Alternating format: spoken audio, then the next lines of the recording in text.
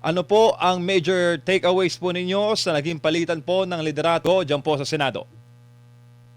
Well, napatunayan yung kinakailangan ng 13 boto. No? At hindi po pwede yung 12. So, naghain si dating Senate President Alan Cayetano ng certiorari sa Supreme Court. Sana naman, bagamat moot and academic na yan, ay magdesisyon sapagkat importante yan sa mga darating pang mga araw, darating pang mga taon, ano, baka magkaroon na naman ng ganyan sitwasyon. Mas mabuting malinaw na kailangan na 13 para ka maging Senate President. No? Opo, at saka binanggit po sa mga speech recently o sa mga Facebook Live ni Senate Minority Leader, former Senate President Cayetano, na dalawa daw po pala ang grupo ngayon sa pamahalaan sa Senado, Sir Lito. Ang una ay yung mga gusto ng katotohanan na ilabas po yung sino ang mga sangkot at masterminds of flood controls anomaly. Ikalawa, yung grupo po ng mga gusto ng cover-up. Ano pong tingin niyo dito, sir? Well, yan ang pananaw ni Senator Alan Cayetano, no? Subalit sasang-ayon ako sa puntong malinaw na kaya pilit na yung dalawang senador na dating nasa majority ni Cayetano Block, wika nga, no? Ay pilit na sinungkit, no? Sa anong paraan, hindi natin alam sa ngayon at wala namang aamin ng katotohanan tungkol doon. Pero malinaw na iyon ay dahil ayaw nila na lumabas ang mga revelasyon tungkol sa katotohanan na ibinubunyag ng mga 18+4 na mga ex-soldiers, no? Ibang ex-marine, yung iba ex-army, no? Ayaw nila yon. Ang gusto nila ay matuon na lamang ang pansin ng tao dun sa impeachment trial. Sapagkat kapag inihambing ng tao yung di umano'y kasalanan ni Vice President Sara Duterte at ikukumpara ito dun sa kahindik-hindik at napakalaking pangungulimbat ng pera ng taong bayan, para sa taong bayan, sino ba ang mga dapat parusahan? Sino ba ang mga dapat managot? No? So, kaya talagang pilit na yun ang talagang inaano nila. Ayaw nilang lumabas. No? Kaya pinilit nila na sa panahong ito, na malapit na rin namang matapos yung regular session ng 20th Congress, no, to magre-recess na rin lang, pinilit nila na magkaroon ng palitan ng liderato. So, second priority na po ang impeachment. First priority po yung sinasabi ni Senator Alan Cayetano na para sa kanya ay cover-up sa issue na ito. Sir. For now, first priority for now ay yung mapagtakpan yung pangungulimbat, napakalaking iskandalo ng flood control, no? Para magbigay daan naman pag umpisa ng July 6 na nakatuon na lamang ang tensyon ng publiko doon sa impeachment trial. Sapagkat by then, alam mo kasi itong MJ, itong mga sabihin na natin mga nag-iisip para sa Malacanang o nag-iisip para sa administrasyon. Palaging ang iniisip ay ang unang assumption nila, ang Pilipino kasi ay madaling makalimot, no? Madaling mawala. Kung sa bad news man yan o after 1 month or so, nakalimutan na yan ng taong bayan. So doon sila na pag nalampasan natin ito, pagdating ng July 6, puro impeachment na lang ang pag-uusapan ng media at maging ng publiko. So yun ang kanilang kaya importante sa kanila na mapigilan yung Blue Ribbon Committee hearings sa panunungkulan ni Senate President Alan Cayetano kung saan si Senator Pia Cayetano ang chairman at ang co-chairman or vice chairman ay si Senator Rodante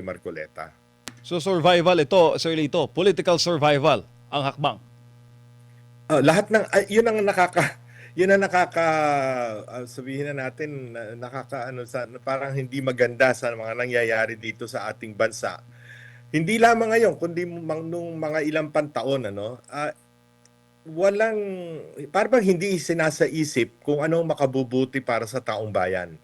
Sa gitna ng krisis, walang krisis, biski na kailan, ang laging nasa isipan ng ating pamunuan ay kung paano yung kanilang personal at political na interes ay mapapagana imbis na yung paano nilang matutulungan ng totoo ang taong bayan, no?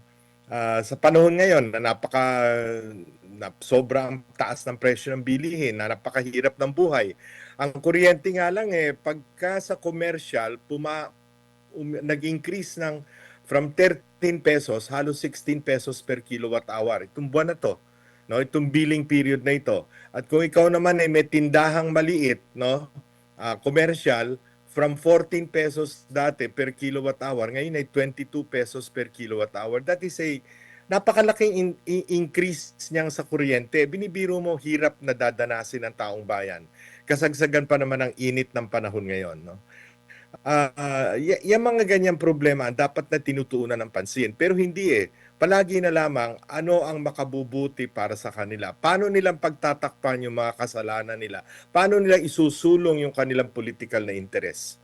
Yun ang masakit at yun ang nakakalungkot sa nangyayari sa ating bayan, MJ. Opo, pero Sir Lito, tingin mo makakalimutan agad ang issue sa flood control? Tag-ulan na eh.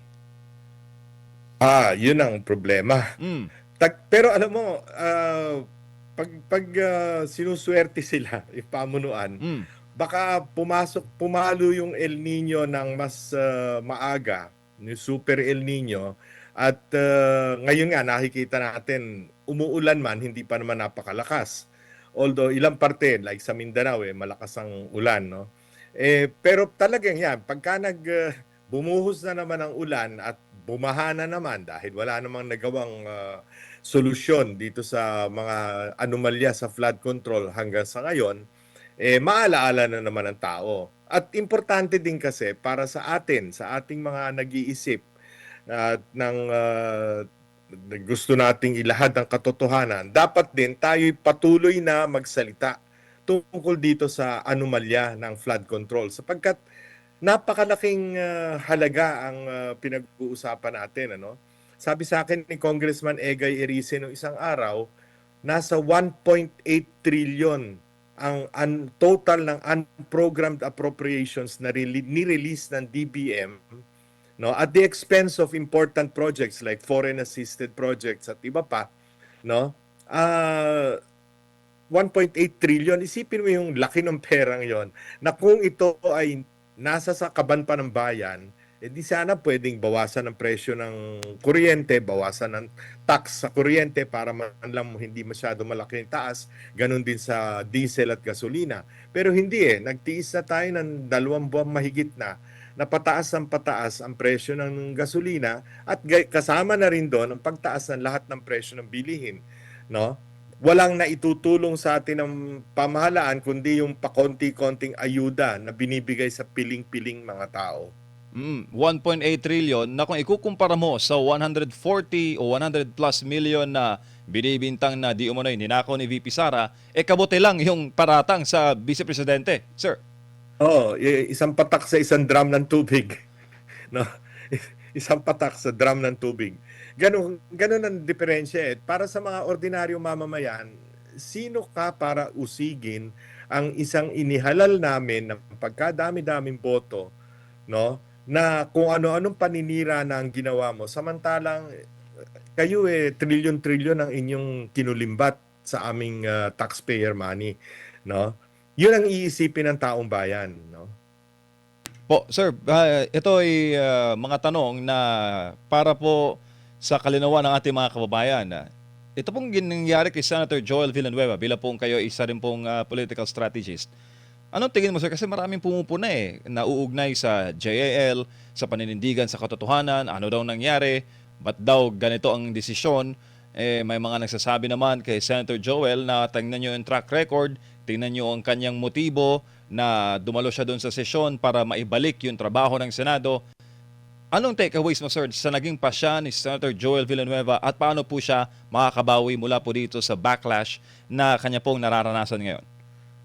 Well, unang-una, yung sasabihin nilang para, ganun din ang sinabi ni Chis Escudero, di ba, na Mm. para makapagtrabaho muli ang Senado, pinabubulaanan yon ng the fact na one day after, adjourned na ang Senado. So anong pinag-uusapan nating trabaho pa ba? Yun nga, yung isang araw na yun, isang panukalang batas ng kanilang ipinasa, yung waling-waling na gagawin national flower ba yun? No? Yun lang ang pinasa. Mabuting na nga at pumunta sila Senadora Amy, Senator Pia, Senator Loren at saka si Senator Marcoleta doon sa Commission on Appointments hearing para mabigyan na ng promotion, yung ma-confirm na yung promotion ng ilang mga general, no? Pero other than that, ano ba yung napakahalaga na kailangan magkaroon pa ng special session? Nagkaroon ng special session para lamang kasi meron na ngayon silang 13 boto, so hindi na maaring questionin yung pagluklok kay Senator Sherwin Gatchalian bilang Senate President, no? Pero kung yun ang pag-uusapan, hindi yun ang dahilan. Ngayon, mahirap namang husgahan. Ako, nahihirapan akong husgahan both si Senator Cheese at saka si Senator Joel. Mm. Kasi ah malinaw na tinakot sila no? Matatandaan mo, dito kay Senator Joel. 2 weeks ago, nagsalita ang ating ombudsman, si Boyeng Remulla, na halos kumpleto na yung kanilang isasampang kaso laban kay Joel Villanueva. So sabi niya, malamang sa loob ng 2 linggo, may isasampa na natin. Actually, 3 linggo na ngayon wala naman na isinasampa. So, kung ikaw ordinaryong mamamayan, hindi ba ang iisipin mo kaya hindi sinampa o baka hindi na isasampa kasi sumama na sa bagong mayoriya at kasama na doon sa Gatchalian Group. Hindi ba ganun ang iisipin mo? Tama. No? Doesn't take rocket science to think about that. No? Pero syempre, ayoko naman sila i-condemn, no? Both si Cheese at saka si Joel.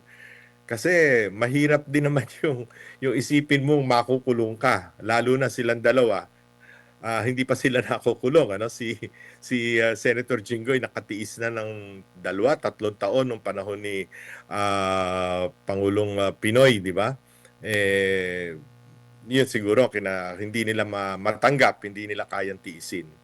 Opo, itong bangayan po ng ilang senador ngayon, Sir Lito, itong sinabi ni Senate Minority Leader Alan Cayetano, tinawag niyang tuta ng Malacanang ang si Senator Tito Sen at yung isang Tulfo at tinawag niya ring aso ito si Senator Ping Lacson. Sabi naman ni Tito Sen, wag na sanang ganon, move on na tayo.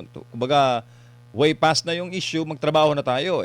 Sinabi naman ni Senator Ping na sana raw hindi nag-meltdown, naaawa daw siya kay SP Cayetano.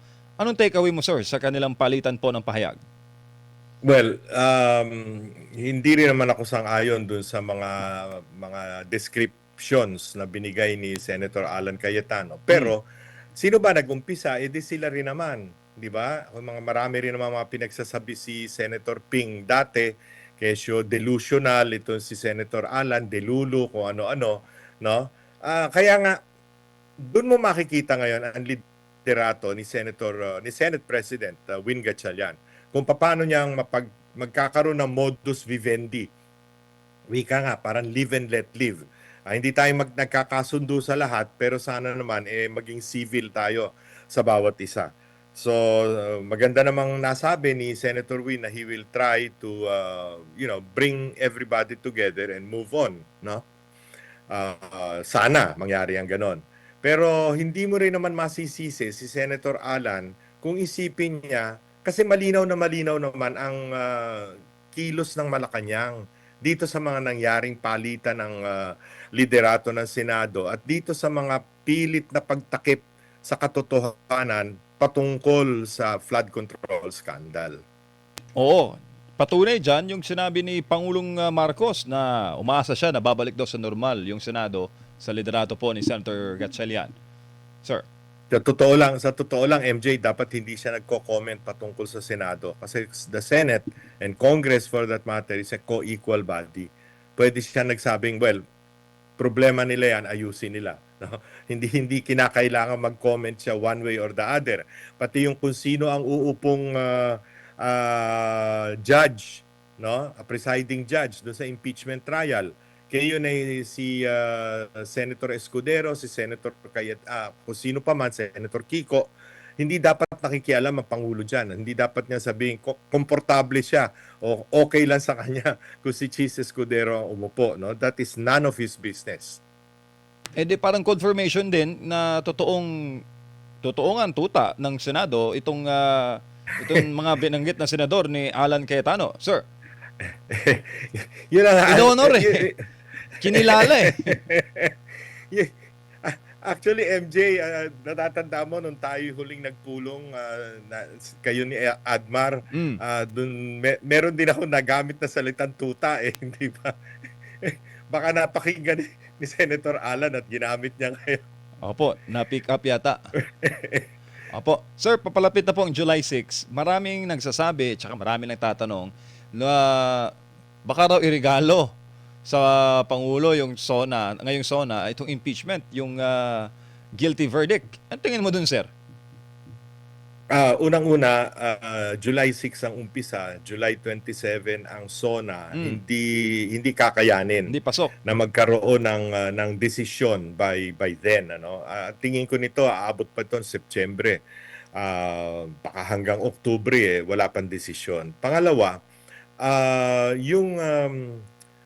yung pagtalakay ito kasi 4 na articles of impeachment ito no, hindi iisang article of impeachment to, 4 na articles of impeachment, no. Bawat isa nito tatalakayin at nakita natin doon pa lamang sa pre-trial, bagamat ang mga detalye ay hindi natin alam, nagkairingan na yata yung private prosecutors ng House, si Attorney Lorna Kapunan at yung isa sa mga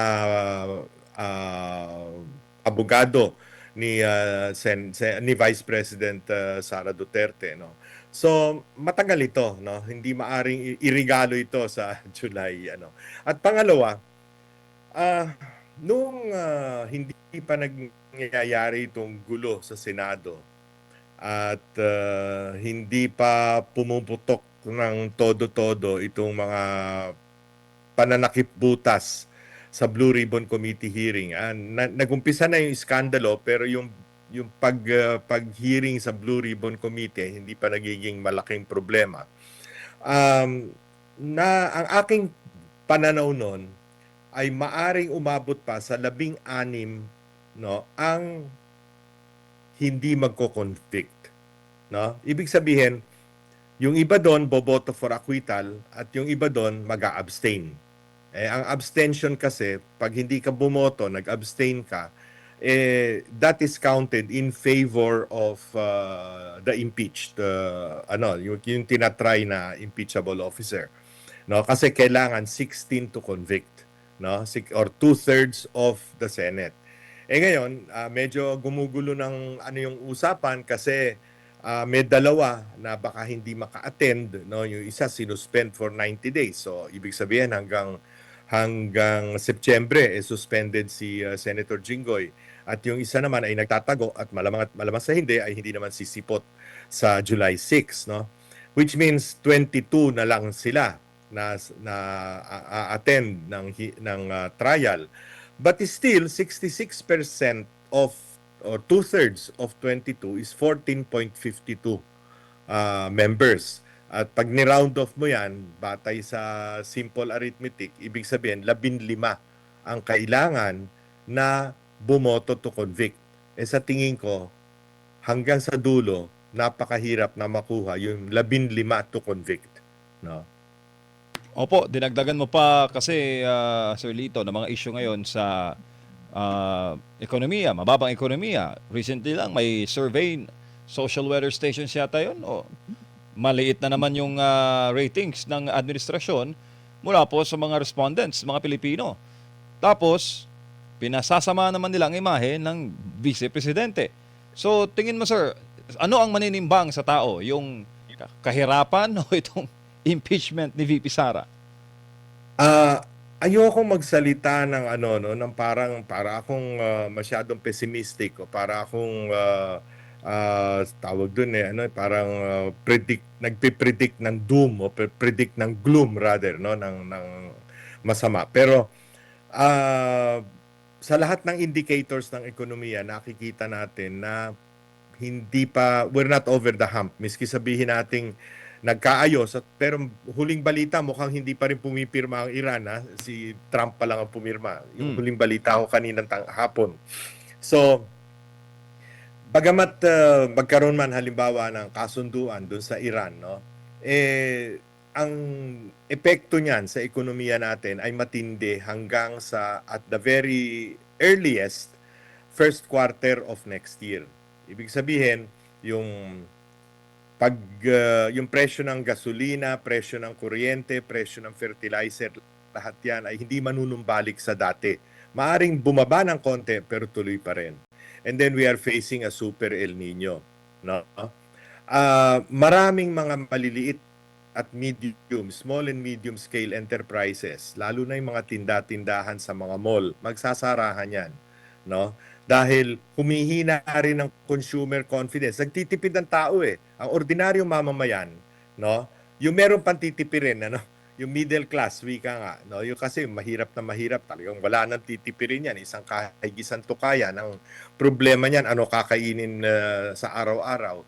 Yung middle class magtitipid yan. Yung mga non to necessary items like damit, bagong hindi mo na yan gagamitin kasi may mga mas mahalagang bayarin tungkol sa presyo ng kuryente, pagkain at lahat, no? So I do not see a silver lining in the economy, no? Until the first quarter of next year at the best, no? Maaring depende sa super El Nino na yan, gaano katindi at gaano katagal. Kasi pagka may El Nino, mas malakas din ang bagyo. So kung tumama ang bagyo sa atin ng Setyembre, Oktubre, kung kailan umaani tayo ng palay, abay, napakalaking problema niyan, no? Ah, baka walang solusyon diyan, baka pumila ang tao sa bigas. So, yung mga problemang yan ang mananaig sa damdamin ng taong bayan. So it is up to us and up to media, up to both social media and traditional. Although yung traditional media, hindi mo maintindihan kung bakit ganyang parang kasama na sa pagtatakip, no? It's up to us to remind people na ayan, kaya nangyayari itong lahat ng to, yung lahat ng dapat na gamitin ng gobyernong pera para tulungan ang taong bayan, nakulimbat na. So babalik na naman, again, as you discussed earlier, babalik na naman yung iskandalo sa flood control. Babalik na naman, hindi lang naman flood control, pati sa gamot, di ba? Nababasa natin, naririnig natin yung sa Department of Health, no? Pati mga gamot, halos lahat na yata ng ahensya ng pamahalaan ngayon, kanya-kanyang pangungulimbat ang ginagawa eh. No? Corruption has become the biggest reason why people continue to suffer under this administration. Opo, tsaka recently sinabi po ni Senator Ping Lacson na yung diskontento raw sa mga nasa hanay po ng AFP ay umaabot na raw sa pinakamababang ranggo, meaning yung nasa foot soldiers na daw mismo. At sabi po, nababahala po ang dating Chief PNP na baka raw gamitin itong mga komento o itong sapantahan ng mga nasa serbisyo para po magkaroon ng anarchy dito po sa bansa. Ano tingin mo doon, sir? Impeachment, kahirapan, krisis, halo-halo na po kasi. Well, the lower they are in the military rank, no, the more difficult their life is. Kasi ang sweldo niyan, miski na dinoble ni dating Pangulong Duterte ang sweldo ng ating kasundaluhan at kapulisan, hindi pa rin makaagapay yan sa pangunahing pangangailangan ng kanilang mga pamilya. So they really feel it. Kung tayong mga ordinaryong mamamayan, we feel the difficulty, the cost of living, no? Sila din ganon, ano? Tapos hiwalay pa sila sa kanilang pamilya nila nandito sa sila kung saan-saan pinapadala sa ating bansa, no, sa ating kapuluan. So, totoo 'yon, yung sinasabi niya at hindi lang naman galing sa kanya. Narinig ko na rin yan sa ibang mga retired colonels and generals, no? At in fact, ang sabi sa akin yung regional battalion commands pababa, malaki ang disgusto. Pero hindi naman natin matantya kung aabot 'yan sa sa extra constitutional na gulo, no? Wag naman sana kasi total 2 years, more than 2 years, less than 2 years from now magkakaroon na tayo ng halalan, ano? Opo. Sir, huli na lang sir. Kayo po ang nagbanggit, no? Isa sa mga nagbanggit doon sa plano po na Constitutional Assembly. Baguhin po ang konstitusyon, wala po election sa 2028. Pinika po ni Senator Amy Marcos. Ano ang monitoring niyo, sir? Buhay pa ba yung usaping yon? Matapos sabihin on air ng mga senador on the record na di nila gusto yung plano na yon at magkakaroon ng election sa 2028. Meron din pa po kayong mga ganong chatter? Akala ko ay humupa na yon pagkatapos ng privilege speech ni Senator Amy kung saan maraming mga senador sa mayoriya pa na nagsabing hindi sila papayag. Pero kahapon at kaninang umaga, may mga sources ako, no? Una, isang mayor, isang sikat na mayor, kilalang mayor, no? Ng isang malaking lungsod. Tapos dalawang congressman ang nagsabi na meron silang nauulinigan na planong mag-convene ng joint session of Congress pagkatapos ng SONA, no? Kasi nagjo-joint session lang ang Kongreso, mababa at mataas na kapulungan pag SONA, no? Under normal circumstances, that is the only time. Pero ang sinasabi, mukha daw magpapatawag ng joint session, no? At papayag daw itong bagong mayoriya ng Senado para sumama doon sa joint session. Ibig sabihin, baka nagpaplano na naman nung CONAS or kung anumang paraan para baguhin ang ating saligang batas at hindi magkaroon ng eleksyon sa 2028. Hindi pa po ba sapat yung impeachment para po harangin yung kalaban? Kung hindi ma-impeach. Di ba? Kung ba sa kung hindi pwede ito naman, walang katapusan, no? Sapagkat parang talagang gagawin ang lahat ng pwede nilang gawin para mapigilan si Inday Sara Duterte na maging Pangulo at para mapalawig ang kanilang, kung hindi man sila, yung kung sino ang gusto nilang pamuno pagkatapos ng kanilang termino.